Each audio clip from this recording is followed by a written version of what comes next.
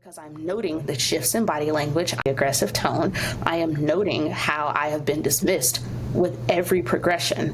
I study this so I can push forward, but you shouldn't have to have resilience to get basic care. Like that's right. That's exactly right. Welcome to Root Notes. Today we're joined by Dr. Shaunesse Jacobs Plaisimond, Assistant Professor of Religion and Health at the University of South Florida, whose work weaves together theology, ethics, and human rights into person-centered maternal care. All right, welcome back to another episode of Root Notes. And this one is a really exciting episode because Wes and I have been doing these, talking about things that we're excited about, we're passionate about, but this is our first chance to invite another voice into the conversation. And this voice, I had a chance to meet in Charlotte, North Carolina at the Duke Endowment. And we were brought together by the Templeton Foundation and Interfaith America, a meeting of folks who are sort of working at the intersection of faith and health. And this expert and dynamic personality is Dr. Shaunesse Jacobs Plaisimond. And I cannot wait to have this conversation. Shaunesse, welcome. Thank you, David. Thank you, Wes. I'm so excited to be here. Y'all make me sound real fancy. Well, we were together. We met at this couple of days that we spent at the Duke Endowment, just sort of think tanking the work of faith and health for the nation. And there were so many cool moments. But one of my favorite moments, if we can get personal for a second, was a breakfast that we had at the hotel before we even left one morning, where you talked about becoming a parent soon. And I know that that has fully executed. You are now a parent, and Yes. Little baby Jonah is a part of your life. How's parenthood? It is beautiful and chaotic and so much richer than I could have ever imagined. And I hate that I have now become one of those people where it's like, you just don't know until it happens to you. I'm like, ugh, God, but it's so true. It's so my wife true. and I, Maureen, we are so in love with Jonah. She's like imperfectly perfect and perfectly imperfect for us in all of the most beautiful ways. That's awesome. Well, I'm so happy for the two of you. I know that this has been a journey, and so I'm excited for you. And it is, you know, we've talked a lot about lived experience being valid way to know things. And I think this like cliche of you don't know unless you've lived it, I mean, it's just validation of that, right? It's just saying, hey, look, parenting is hard to know unless you are a parent. It is true. And to that point, one of my favorite moments in that conversation is learning that you have children that are much older than you look like you should have. And although you never told me your age, which I respect, I am still blown away by the fact that you have adult children. I hope to look as good as you when Jonah becomes Wow. Yeah. I appreciate that so much. My goodness. I appreciate that so much. Yeah, I have a daughter who's in law school, second year, and a son whose graduation from college I'll be attending in a couple of weeks. And so it's an exciting time for our family as well. That is crazy work, David. That is crazy. Like, please give me your diet. I need to know what you eat for breakfast, lunch, and dinner. It's that barefoot running that he does. Right. No, I'm not doing that. I'll just eat it and it's fine. It's fine. No, That's what I I say tried to about talk Shaunesse into walking back a few blocks from dinner. She's like, nah, I'll get a car. It's Well, all to right. be fair, it was freezing outside. Oh, Like, that's right. It was so cold. cold. If the weather were amenable, I would have walked with you. But we were in a wind tunnel. It was 30 degrees like in the app. And then it was showing it was maybe 18 with wind chill. And I was like, David, no. And he just rolls up, no coat on, comes in smiling still. And I was like, why are you this human? Why? I can never, like you set the standard so high, I can never be as great as you. And I'm sad about my own choices now. That's rude. Yeah, that's pretty much quintessential David right there. What's the most extreme thing I can do right now? And if that is walking in 8-degree weather in a wind chill of -4 with my shoes off, that's going to be what he does. Not that human. Well, I appreciate that. I don't know how much of that was true, but I appreciate it. So we were brought together as folks who are working at the intersection of faith and health. And I'm a public health guy. Wes is too. So that sort of health space it was obvious for us. And the faith part for me comes into the fact that it became clear to me that because faith communities are so important to the public, they have to be important to public health. Now you come at this from a different direction. And I don't think people could be blamed for not seeing the obvious connection between theology and preeclampsia and pregnancy. So talk to us a little bit, and folks who might be listening to this, about how it is that you found your way from theology into working on some of the issues that you work on. Sure. I have to say my journey always begins at the beginning of my post-secondary education. So started out in undergrad as a pre-med student, which the majority of people with whom I went to undergrad were pre-med as well. And I went all the way through completing all the prereqs, was preparing for the MCAT. But one of the things that happened that changed the course of my life and vocation my freshman year was a freshman seminar that I took, and it was Film Studies in the Holocaust within the Religious Studies department. And there were questions that the professor challenged us to consider there that, looking back on it, had to do with ethics, had to do with religious identity, had to do with the ways that all of these social factors come together to contribute to community and population health, for better or for worse. And I didn't know it then because I had not yet gotten the language, but that course set me on the trajectory to be able to bring all of these things that feel very disparate into conversation with one another, because we live them out very easily. We just don't realize we can talk about them very easily. So taking that course then sent me down the path of becoming a religion major.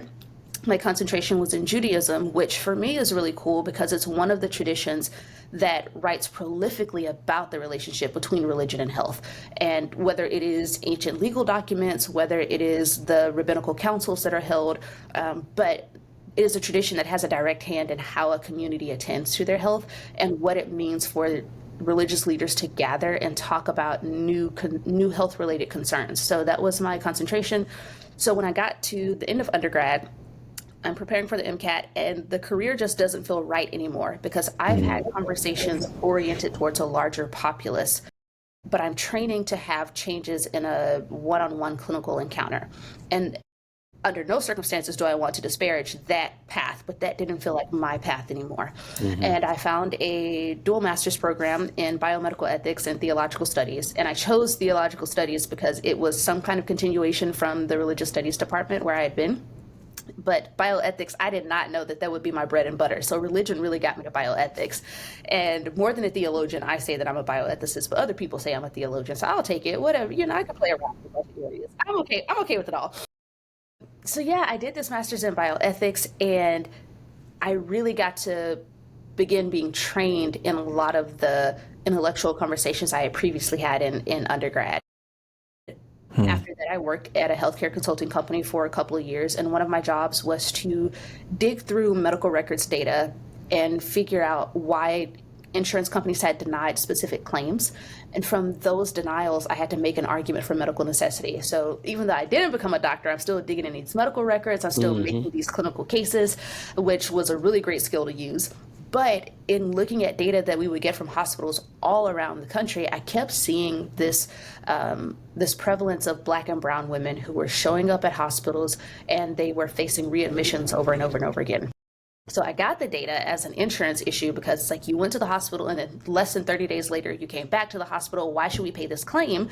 But while I'm making these arguments for medical necessity, I'm seeing the same kind of diagnostic codes over and over and over again. I'm seeing the same ICD-9 and ICD-10 codes, which are the billing codes at the bottom of your claim, over and over and over again. And I'm reading the narratives oftentimes from chaplains and social workers who had the time to sit down and talk with a patient, and patients are saying, I'm feeling something's wrong in my body, I'm not being heard, I don't know what this experience is. And it was always around maternity, pregnancy related care.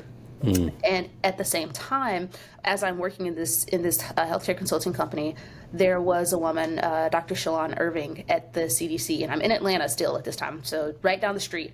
She it became national news that she died shortly after giving birth to her daughter. And this was a woman who had a PhD. She was a veteran. She worked at the CDC.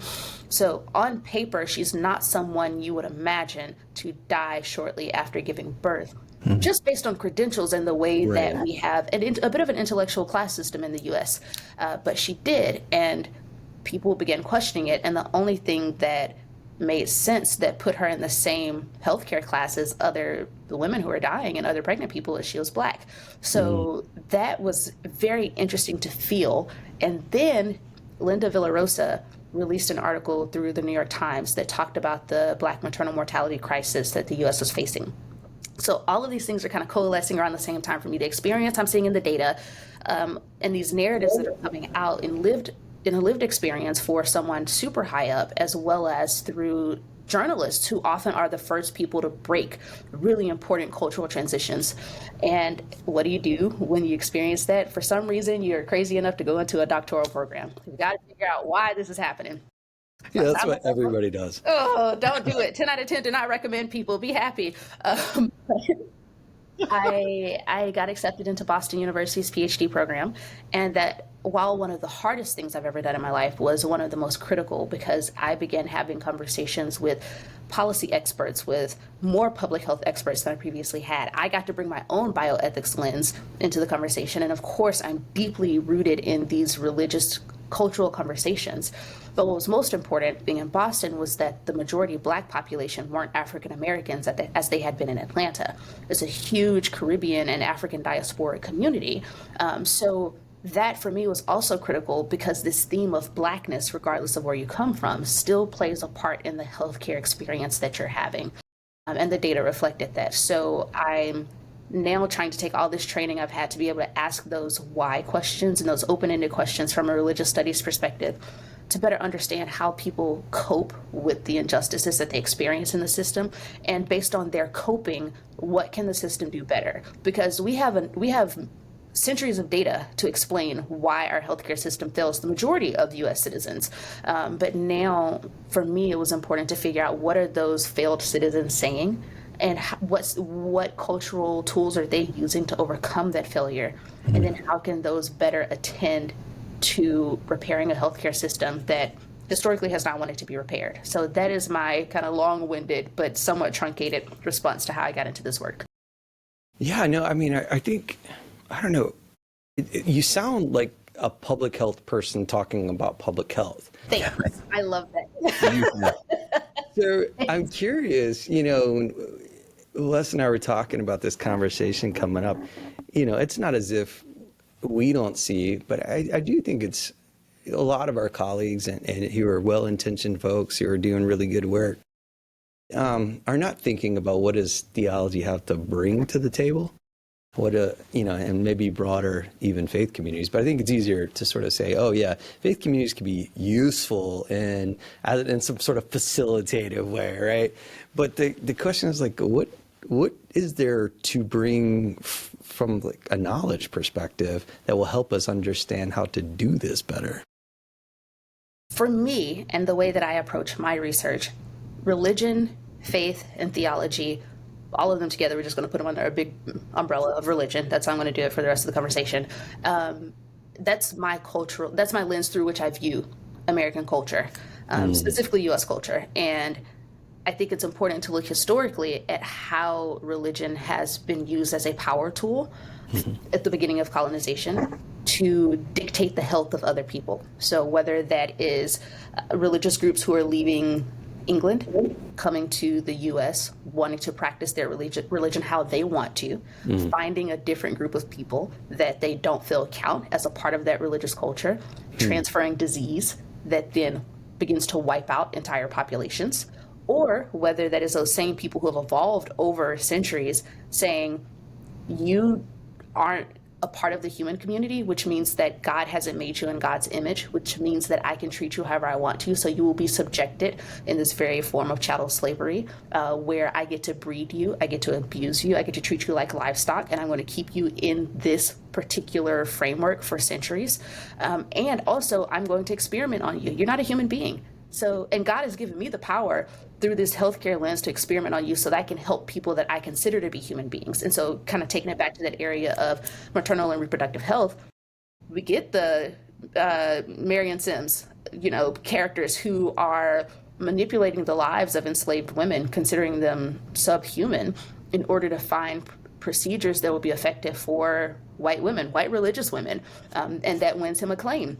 So if we look at religion, theology, faith through this socio-historical lens, we see that it has always been in bed with power. And I would go so far as to say we're seeing the exact same thing in 2025. I mean, look at the political agendas that are existing around the country to subjugate more than just Black women to positions of inferiority. And that is coming from this relationships that a certain class of people have had with the way that they've used religion as a tool for power, and how that tool allows them to oppress others. And I think that we were in a space as a national culture where the number of people being oppressed, at least openly, was shrinking, which was a really good thing. We were making progress. We were trying to improve health outcomes. We were trying to do all these things, and we don't want that improvement. So we're allowing religion to tighten the reins on who gets to count as a full human being, who is deserving of full healthcare rights, whether that is access to Medicaid for an entire year or not, whether you are going to have access to abortifacients,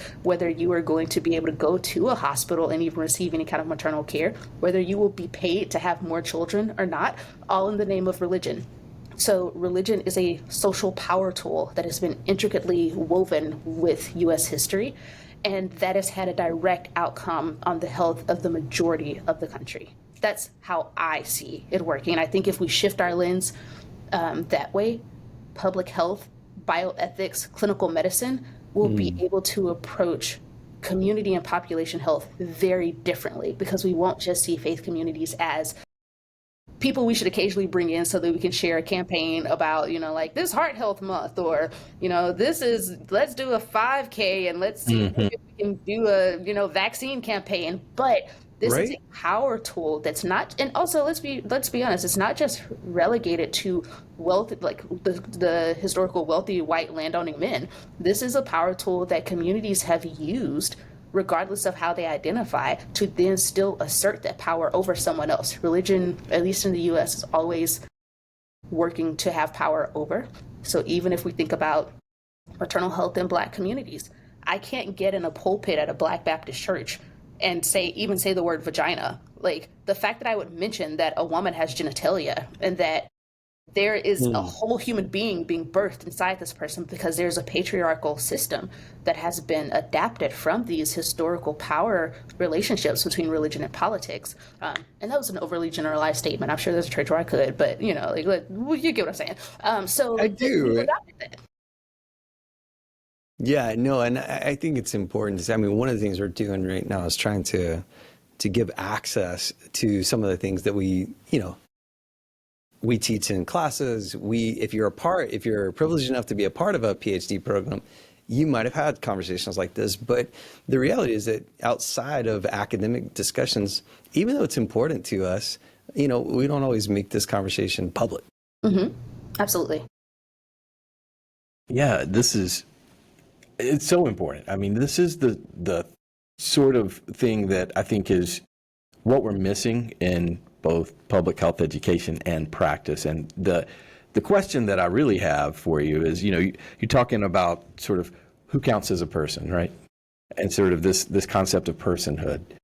And so what do we need to do differently in our education of students, in our work in the community, that helps us and helps everyone else understand this concept of personhood and how we can change this sort of trajectory?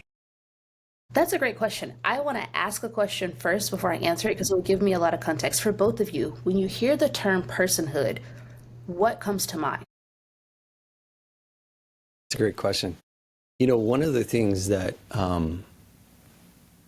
that I think about is agency.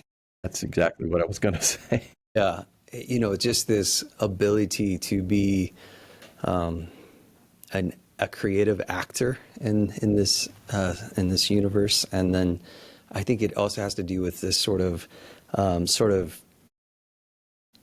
without the need to earn it, you have value. Yeah, that's. And I think that's a person. And I would completely agree. I was going to say agency and this idea of an understanding of volition, that you have this sort of control and over your trajectory in a way that is purposeful beyond just being valued, right, as a person. Like, you have the opportunity to pursue these ideas of purpose and these ideas of belonging and becoming, right? And so, when I think of personhood, those are the things that sort of jumble around in my brain. I love that. And there are so many different camps within bioethics and different philosophies with which you fall, both of you. What my particular religious studies scholar mind heard first was a verb that affirmed why you as a noun should exist.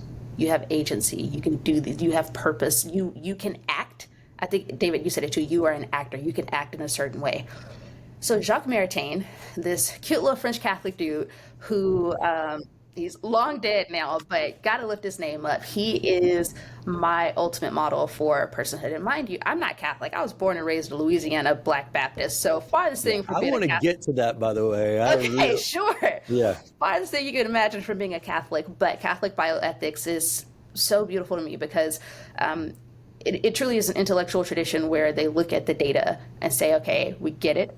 We support what you need to do, and because of our religious convictions, this is why we remain in the camp that we're in. But they don't shy away from what the data is saying. They take it on. And so Jacques Maritain, he follows Thomas Aquinas. He was in France and then needed to come to the U.S. because of World War II. He was a part of the developing of UNESCO and the Universal Declaration of Human Rights. But one of those people, unless you know Maritain's scholarship, you don't know that he was there because he was just living out his life as authentically as he encouraged others to. So just on a personal note, I love that about him. But his understanding of personhood is really because you are made in the image of God. You have inherent dignity, and essentially it is because you are. That is why you are a person, and that is why your personhood should be respected. Now, socially, there are all these other factors that need to come into play. You are an actor. You can contribute to society. And because you can contribute to society, you participate in what he calls the common good, which is really to make the world a better place. And in participating in the common good in society, you have rights that should be respected, and you also should respect other people's rights. So he continues to build out his theory of personhood to get to the verbs, but he really begins with the noun. You are. You are a thing. You are a thing who happens to be a human being made in God's image. And he has his own definition of what that means. I have my own definition of what that means. But because you are, your personhood should be respected.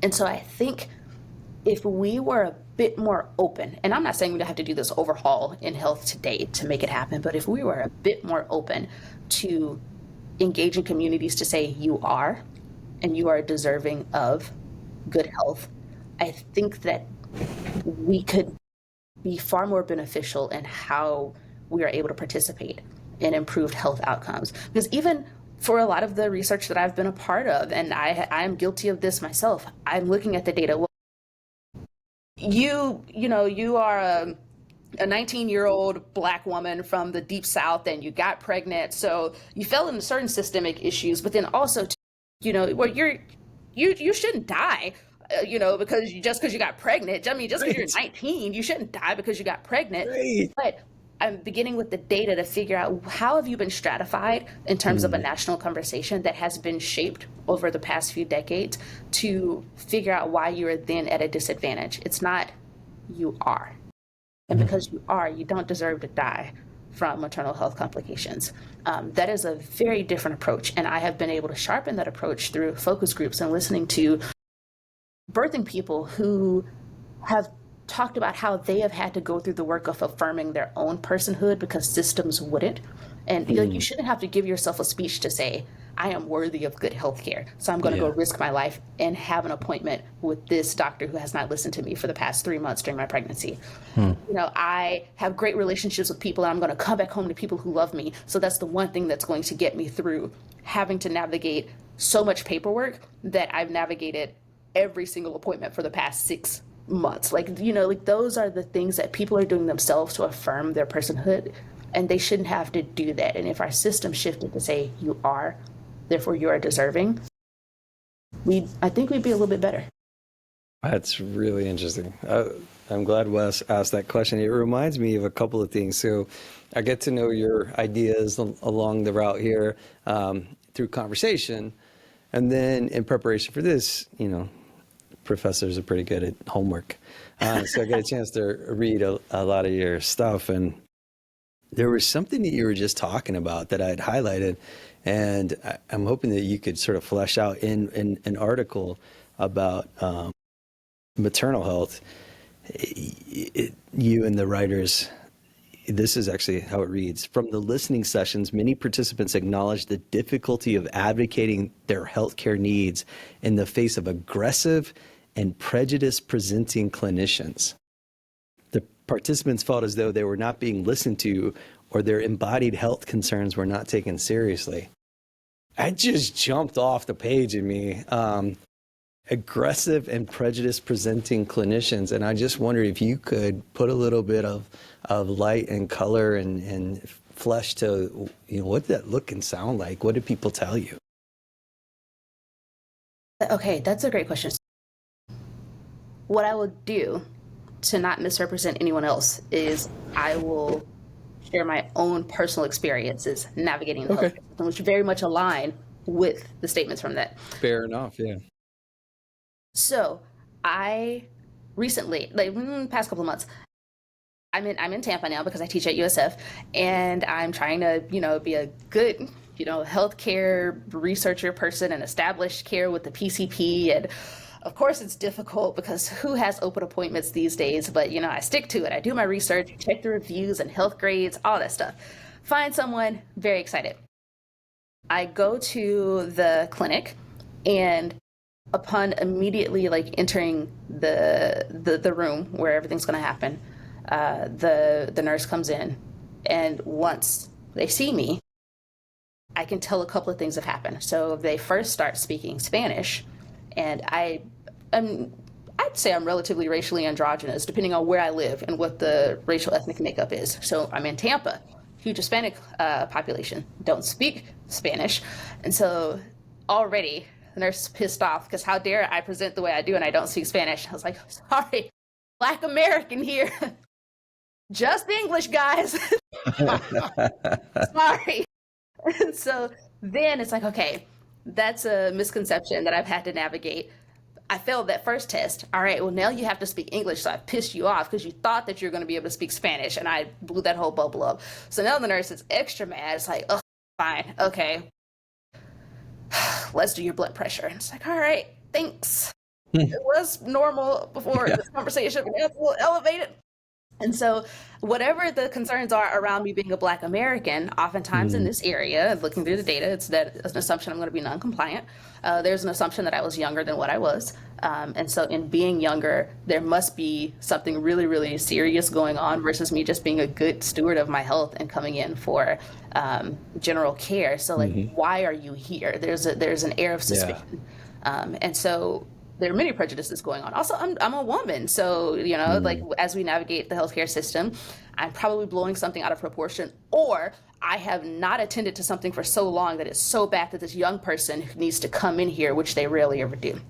So I just go through it. I'm watching everything, and so then finally, in the little questionnaire, the question comes up: what do you do? Where do you work? I am a professor at the University of South Florida. Pause. Visible. Stop typing at the keyboard. You are a professor? Yep, here we go. Well, what do you teach? I'm in the religion department and I teach religion and health. Well, wait a minute. How does that go together? What could you even be doing with that? All right, here we go. It's briefest explanation possible. But at that point, even though I present as though I should speak Spanish and I didn't, just English, learned I'm a Black American, older than what I am, at least 10 years older than they expected. Because I am in religion and health, this nurse was very Catholic and very excited at that point to then talk about how they always wanted to go on a medical mission. So I had received crap care up until that point. But there is something about me being a professor teaching religion and health and walking through all of these traditions that finally was a hook in to get decent care. So all of these prejudices are just like ticking. All of the assumptions are going. And I shouldn't have to have a PhD and teach religion and health, which happens to intersect with the lifelong desire you've had to go on a medical mission in order to have the tables turn to have a decent conversation. Now, I happen to have all the right credentials to eventually get good care. Because after that point, y'all, prescriptions were written left and right. I am not ashamed. Lexapro keeps me real regulated. I got a 90-day Lexapro. I got extra allergy medication because pollen was popping out. They were not trying to give me anything. I left with 3 prescriptions. I left with a little goodie bag. They immediately put me down for the next appointment. They were so excited after that. I got a recommendation for the person at the front desk. None of that happened before that pivot. Wow. So what happens if I am a 20-year-old Black American woman who had some kind of health scare and I didn't know how to attend to it, and I don't necessarily have the medical knowledge, but I know that I need to go to the doctor, and I'm immediately received poorly? I don't feel like I can trust this system to care for me. I don't feel like I can be honest because I'm noting the shifts in body language. I am noting the aggressive tone. I am noting how I have been dismissed with every progression. I study this so I can push forward, but you shouldn't have to have resilience to get basic care. Like that's that's exactly right. That's a hell of a quote. You shouldn't have to have resilience to get basic care. I mean, exactly. We talk about it with our students in class. I was able to do grand rounds recently at a local hospital system, and they asked, David actually set me up. He couldn't make it. He was supposed to do implicit bias grand rounds. And so nice. I ended up doing it, which was great. It was a great experience. But in those conversations, this concept of implicit bias is playing out exactly as you described, right? Like you just gave a case study on how implicit bias works in real time. And the fact that we have to even talk about concrete strategies on how to mitigate implicit bias with healthcare professionals, with nurses, PAs, physicians, the very fact that we have to do that indicates to me that we have not done the work that we need to do at the most basic level in understanding you are, and therefore you deserve good health care. It had not occurred to me until you described it just now that, it's not an advancement, or at least it shouldn't feel like an advancement, that we're putting in little anchoring strategies and finding common ground as ways to mitigate implicit bias and then pat ourselves on the back because we've recognized our implicit biases and now we're working on them, right? Like that shouldn't be, that's not a reason to pat ourselves on the back. The truth is the very fact that we're making those little tricks, in our brain indicates that there is a systemic failure here in the first place. Absolutely. And none of these things, it's the implicit bias specifically, that doesn't stop once you swipe your badge at the hospital to check in for your shift. Like like socially, we exist as social beings, and a healthcare system is a social space where so many different social interactions are happening. So who you were before you left home is who you are when you check into your job. I mean, also, we experience this as professors. We know how hard we have to work to be a decent human being. And I think that at least my students would agree with you, I'm sure. You might want to work a little harder even. I have no idea what you're all talking about. Sure, you'll be a better human than both of us. We started out the conversation. Oh no, don't do that. I've got receipts. I can tell you. But yeah, like these things don't stop just because we've put on a different hat. And so if we can sit within ourselves to realize that, and again, I'll take myself as the perfect example. I shouldn't have to applaud myself for being a PhD to have been able to navigate a healthcare system that projected a lot of prejudices at me for, a number of minutes before I finally got good healthcare. And it shouldn't be that I overcame. My PhD helped me overcome. But if I'm just walking into a space, no one sees my credentials hanging over my head. So what does it mean for all of the other people who share any of my identities to walk into a space without that credential? They just are. And so if we strip all of that away, how do I want to be in relationship with those people, my average human being? And then how do I want to advocate for those people when I do put that hat on to then step into a space to make sure I'm doing the work to help them achieve better health outcomes? So that's a pivot that I've had to make. Like, I'm connecting with, and then I become an advocate of once that hat comes on. I don't separate myself to say I have certain privileges now, so sorry peasants, you don't get good health care. Like, that's not the framework I want to have.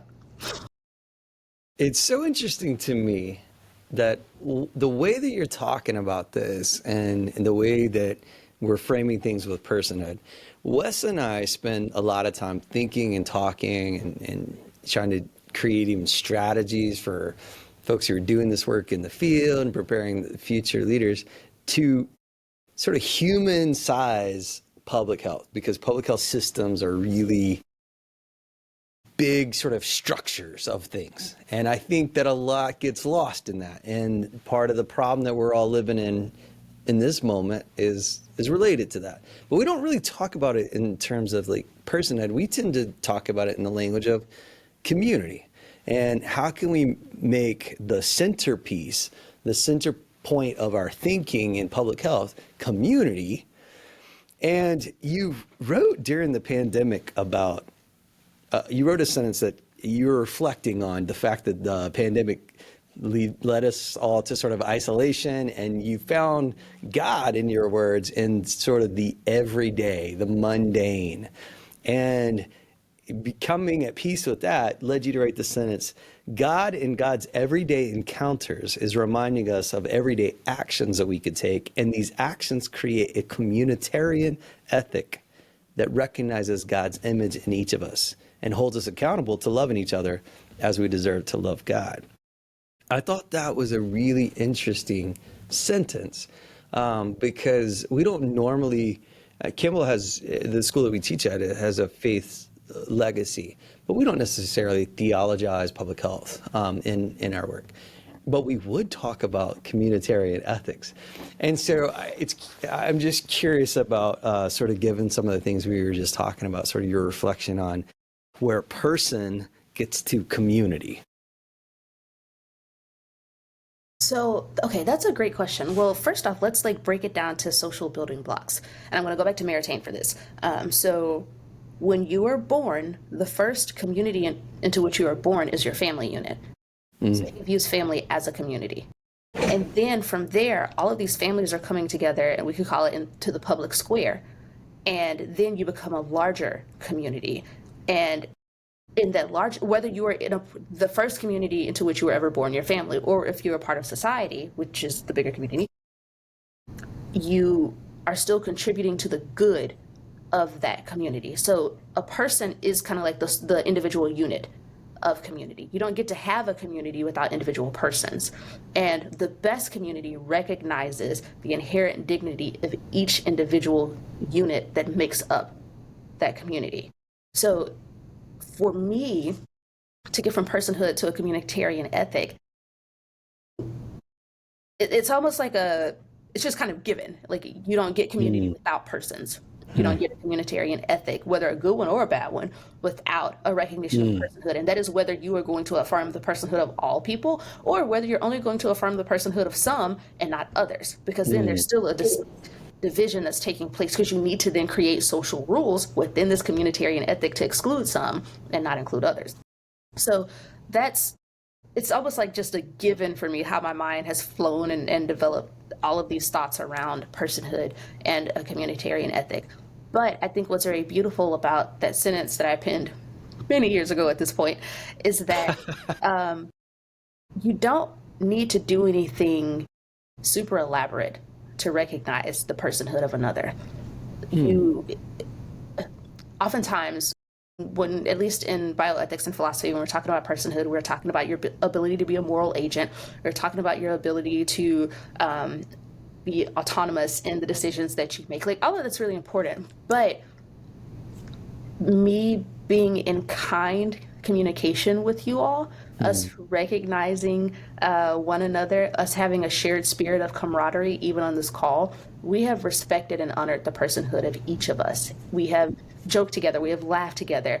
Some would argue there's an agapic love that has been shared between us just by being decent to one another. And we have also, in being decent and kind to one another, we have all learned from one another. We are changed beings, and now we will go out into our vocations to be different and better from what we have gained from this community that we have formed. 3 individual persons coming together to form this community, and then we're going to go out into other communities, spreading what we have learned from this space, and we have changed beings from that. But we have contributed to a common good, to advance public health, to share knowledge from the ivory tower that often doesn't get to be shared, and to figure out how to improve the tools that we have to improve health outcomes amongst our microcosms of the world.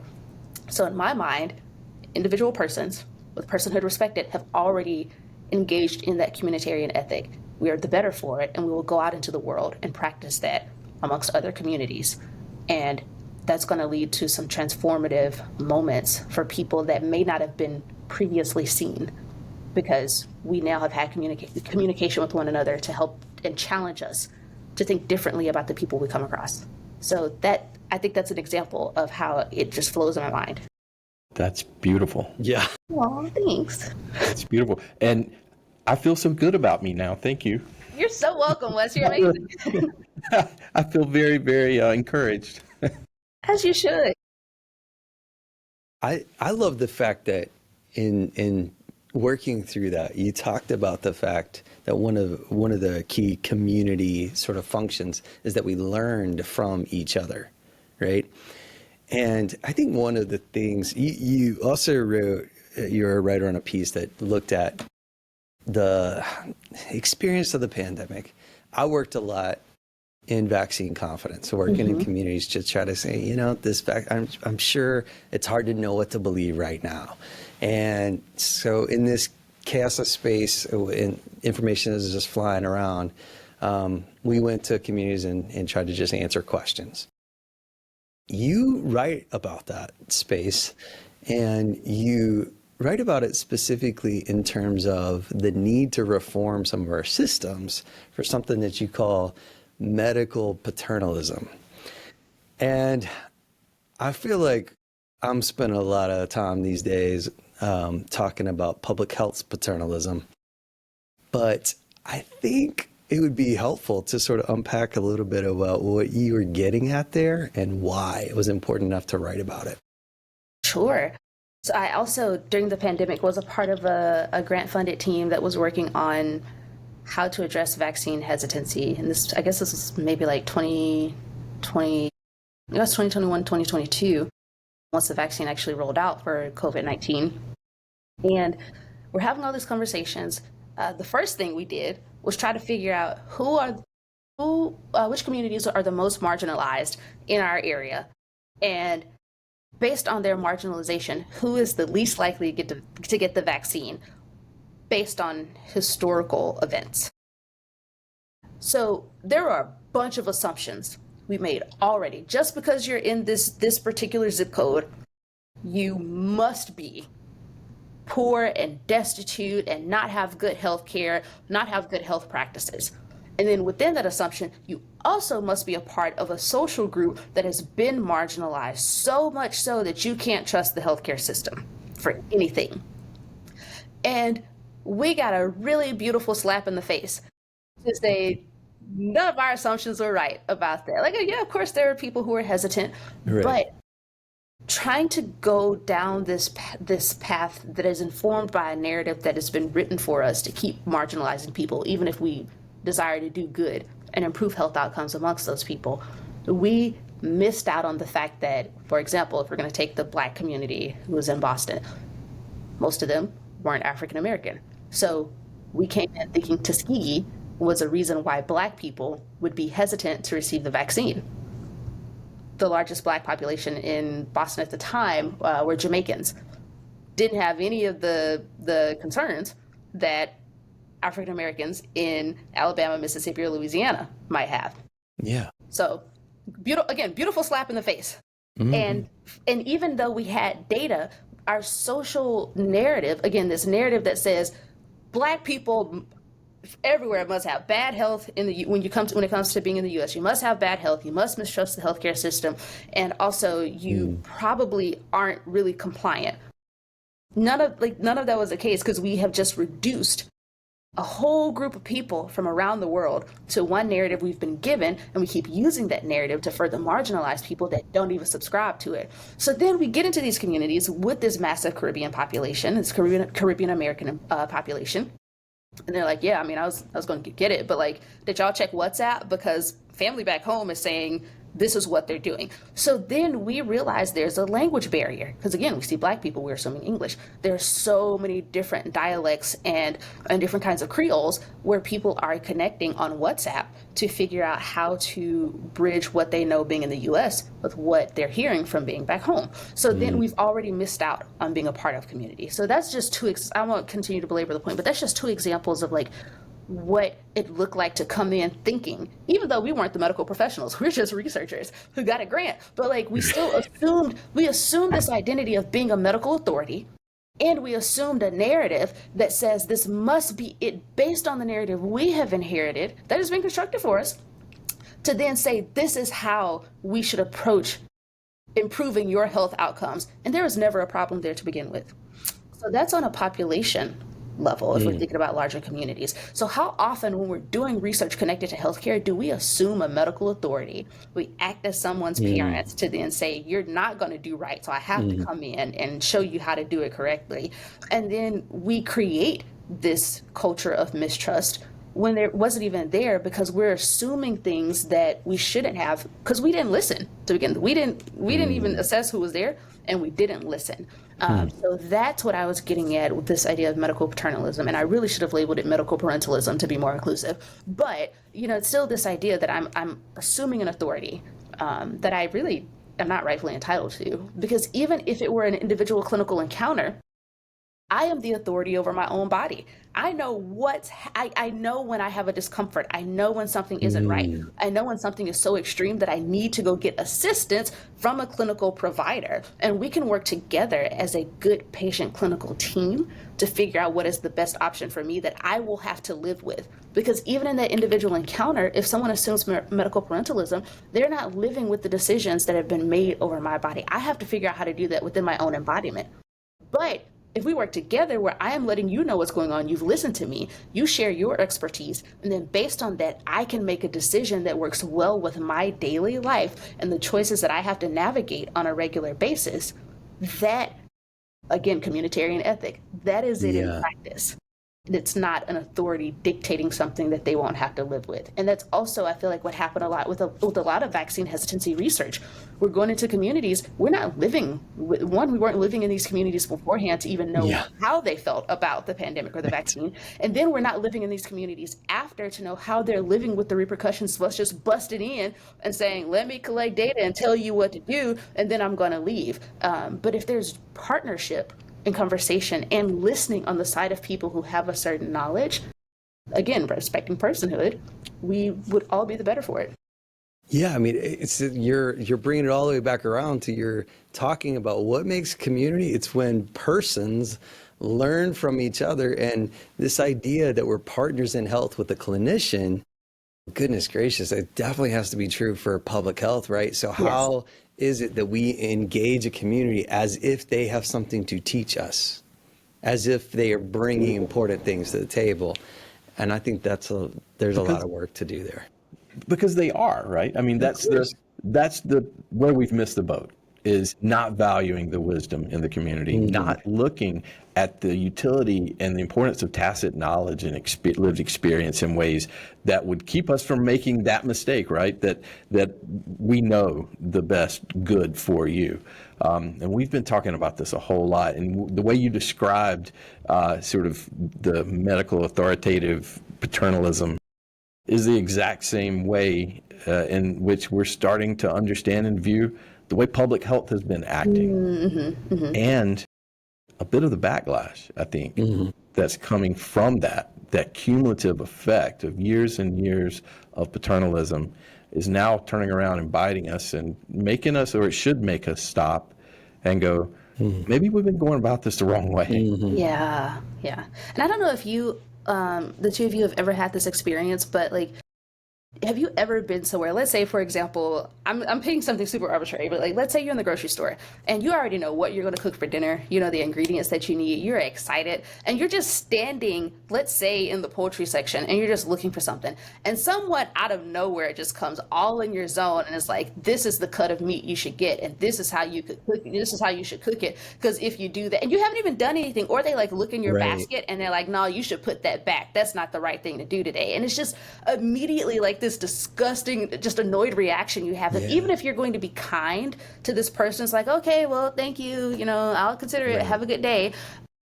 You have been disturbed, but like your whole framework has been disturbed because you have a plan. You have knowledge that you're bringing to this. Like you didn't need this person to come in and completely usurp the experience you were having with deciding what you were going to do.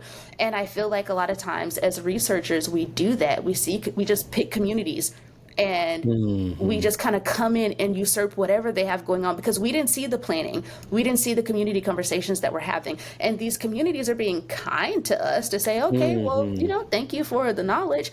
And then when they walk away, it's like you're probably cursing them out under your breath. Like, I didn't eat that to begin with. And why did they come in and burst my bubble? And so if we just kind of like going back to this idea of being in community, that requires relationship. And Paul Farmer, you know, he is a big champion of accompaniment, and which he gets from liberation theology. And so thinking about this idea that I'm not just coming in to pick something out, tell you how to fix it, and then I'm going to leave when I think I've done my job. I'm seeing you, asking if you actually need my help. If I am invited in, I then, wait, are you there? Okay, sorry, it froze for a second. But if I am invited in, then I am going to be with you in this journey, supporting you, listening to what you need. And then once you say that all is well, then I can depart. But that requires the commitment to relationship. That requires the commitment to knowing you know what is best for yourself. And if there happens to be knowledge that I can bring to help you improve your understanding of self, then that's really beautiful. But I'm not usurping your entire process, the entire bank of knowledge that you've had, and your entire plan for self, just because I see something that I think is a wrong decision, and I feel like you should correct it based on what I know. But in your solution to this is relationship. And I have to share with you a story. So I was in dialogue today with a group of physicians, and we were talking about the importance of relationship. And this very well-intentioned colleague raises his hand and he goes, asking a question of the presenter. So what is the most efficient way to build relationship? And I just died inside laughing at the idea. Like, if there's a word that does not go with relationship, like what kind of relationships do you have in your life? Efficient is not the word that I can use to describe any relationship. No, efficient relationship describes a Vulcan marriage. That's what that is. And it just came, like, because he was convinced in that moment. He's like, yes, we should do relationships. Now, how do I do that efficiently? He said, let's speed date this healthcare right now. It's just like, this is why we've got so much work to do. Oh my goodness. Well, this has been a fantastic conversation. We are so indebted to you for taking some time to chat with us about these cool things and these cool experiences. We got this Root Notes theme, and we talk about, as a way to end, detours worth taking. And so anything that you could share with anybody listening to this podcast that's a cool thing that you're into that might be worth somebody's time? Ooh, okay. Well, one, just saw Sinners, which Chef's Kiss soundtrack is amazing. I'm a big music person. Can't play an instrument to save my life, but I love listening and enjoying. So check out Sinners if you love music. The second thing, if you're ever in Tampa and you love whiskeys and bourbons, go to Mandarin Heights. It is a whiskey bar that was started by this woman that I got to meet last week, who has been certified in all kinds of whiskey education, and she brings that knowledge to a really beautiful selection to curate an experience that Bob Ross is in the background. Occasionally they have a jazz artist in, $6 old fashions on Wednesdays as their happy hour, and they take their time to build a beautiful whiskey-based cocktail, or you can just have it neat and enjoy really calm lighting, a really beautiful aesthetic, and a beautiful sunset in Tampa. So Mandarin Heights, if you are ever here. This episode of Root Notes is brought to you by Mandarin Heights in Tampa, Florida. No, that's awesome. So Sinners, I've heard so much good stuff about, and Wes is going to be hitting up the Mandarin House as soon as we get to Tampa. Perfect. Let's go. I will meet you there. Sounds like a plan. All right. Well, it's been fun. I appreciate you, my friend. There's so much left to talk about, so maybe we'll do it again sometime. I already want to do it again. You bring so much energy and passion to this, especially at 7 o'clock at night. Thank you. I had such a great time. Thank you for letting me be a part of this. Well, it is our pleasure, certainly mine. Awesome. Yeah, definitely. Thanks so much. We'll see you soon. Sounds great.